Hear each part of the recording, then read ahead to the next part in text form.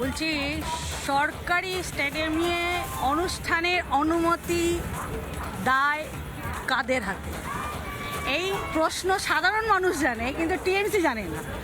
আজ মেসির আশাপাশি টিএমসি, মমতা ব্যানার্জির ভাইপো অরূপ বিশ্বাসের 14 গোষ্ঠীরা সেখানে তাকে ঘিরে রেখেছিল, সাধারণ মানুষ দেখেছে। আর বলছেন এটা টিএমসির প্রোগ্রাম ছিল না, টিএমসির অনুষ্ঠান ছিল না। তাহলে টিএমসি লোকেরা কেন ঘিরে রেখেছিল? আর সেই সরকারি স্টেডিয়ামে যদি অনুষ্ঠান হয় তার দায়িত্ব 16 আনা সরকারি, এটা আমরা সবাই জানি, শুধু টিএমসি জানে না। বেশ, আমি এখান থেকে আরেকটা বক্তব্য এ রাজ্যে বিরোধী দলনেতা তার বক্তব্য শোনাবে এবং বিজেপি রাজ্য সভাপতি শ্রমিক ভট্টাচার্য, মূলত এই রাজ্যের যারা প্রধান বিরোধী দল তারা দাবি করছেন যে কেন এই ঘটনায় গ্রেফতার হলেন না সুজিত বসু, গ্রেফতার হলেন না অরূপ বিশ্বাস। এই প্রশ্নগুলো তারা তুলেছেন। আমি ফের আলোচনায় আসবো, তবে তার আগে তাদের বক্তব্য একবার আপনারা শুনুন, তারপর আলোচনায় আসছি। আর যারাই প্রাতিষ্ঠানিক লুট করলো তারা কোথায়? মেসিকে প্রথম 25 কোটি টাকা অ্যাডভান্স কে করেছে? এর মধ্যে কারা আছে? গোটা তৃণমূল দল যুক্ত। শুধু একজন ক্রীড়ামন্ত্রীর পদত্যাগ করিয়ে তাকে যে নাটক করা, এবং ডিজিকে কে পরিচালনা করে? পরিচালনা করে সরকার। কোন পুলিশের ক্ষমতা আছে? পুলিশের কোন আধিকারিকের ক্ষমতা আছে?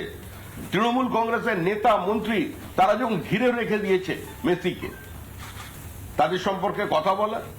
আমরা মনে করি রাজ্য সরকারের চুরি, দুর্নীতি, স্বেচ্ছাচারিতা, নেপোটিজম, ছিচকাচরের উপরে 20 টাকার জলের বোতল 200 টাকা করে বেচেছে। সংগঠিত চুরির বিরুদ্ধে রাজ্য সরকারের প্রভাব মুক্ত হয়ে নিরপেক্ষ তদন্ত দাবি করি। দোষী পুলিশ আধিকারিকদের বরখাস্ত, অরূপ সুজিতের জেল যাত্রা, এটাই আমাদের দাবি।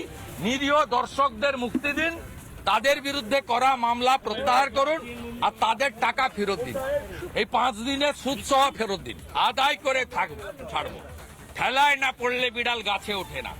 কি করে ঠেলার গুঁতো দিতে হয় ভারতীয় জনতা পার্টি জানে। শুনলেন আপনারা উভয়ের বক্তব্য। এবার মানুষ সেন চৌধুরী আমার সঙ্গে আছেন। আমি মানুষবাবু, আমাকে একটা ছোট্ট কথা বলুন, যে সুজিত বসু আর অরূপ বিশ্বাসকে আমরা এত দেখতে পেলাম, বিশেষত অরূপ বিশ্বাসকে মাঠে আমরা দিকে দিকে দেখতে পেলাম, তারা দুজন এখন কোথায় লুকিয়ে আছেন দাদা একটু জানেন? আপনি জানাবেন? আপনি তো সুজিত বসুর বিষয়টা তো আপনি বেশি জানবেন বোধহয়, তাই না? আমি একটা জিনিস বুঝতে পারছি না, এই এসআইআর এর মাধ্যমে আপনারা বলেছিলেন এসআইআর নিয়ে আলোচনা করছি, বলছি। তাহলে আপনি কেন বলছেন? এসআইআর নিয়ে যখন আলোচনা হবে দাদা, এসআইআর নিয়ে বলবেন। আপনি বরং অরূপ বিশ্বাস নিয়ে বলুন, সুজিত বসু নিয়ে বলুন। আপনি এটা নিয়ে আপনাদের মূল বক্তব্যটা কি? দুর্নীতি তো আপনি জানেন। অনিমেষ গিরির নাম শুনেছেন?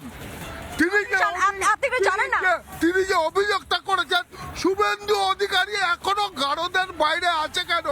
2.5 কোটি টাকা এক সাধারণ শুভেন্দু অধিকারী আমি কি ভুল ভাবছি? শুভেন্দু অধিকারী আগে তৃণমূলে ছিলেন না?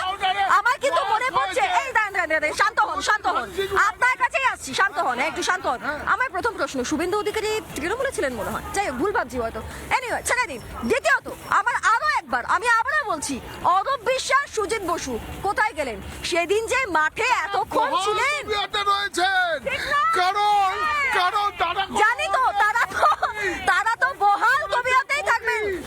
নানা ধরনের কন্টেন্ট দেখার জন্য লাইক করুন, শেয়ার করুন আমাদের ফেসবুক পেজ, সাবস্ক্রাইব করুন আমাদের ইউটিউব চ্যানেল। পাশাপাশি অন্যান্য ব্রেকিং নিউজের জন্য অবশ্যই চোখ রাখুন রিপাবলিক বাংলায়।